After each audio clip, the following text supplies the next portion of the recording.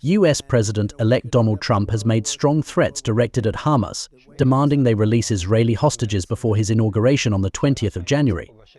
Around half of the 101 hostages held in Gaza are believed to be alive, with Trump stating there will be all hell to pay in the Middle East.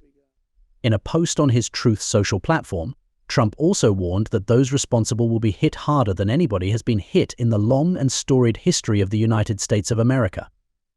Joe Biden has also slammed Hamas after the death of a US-Israeli soldier. The outgoing US president said he was devastated and outraged to learn that Hamas are holding Captain Omar Maxi Nutra's body after his death in the 7th of October attacks. Meanwhile, the UN has warned that food access in Gaza is at an all-time low. Several deaths have been reported in Gaza today, following Israeli strikes and military action in the Strip. In Lebanon, fighting has continued between Israel and Hezbollah, despite a ceasefire being in place since last week. The truce is hanging by a thread, with Israeli strikes killing 11 in separate attacks in Lebanon, according to the Lebanese Health Ministry, while Hezbollah has targeted an Israeli position.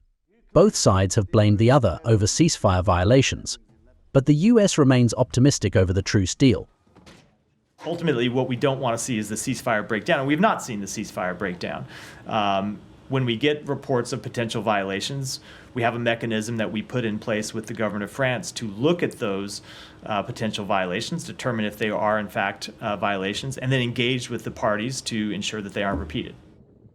As peace in Lebanon hangs in the balance, French President Emmanuel Macron and the Saudi Crown Prince have called for elections in the country.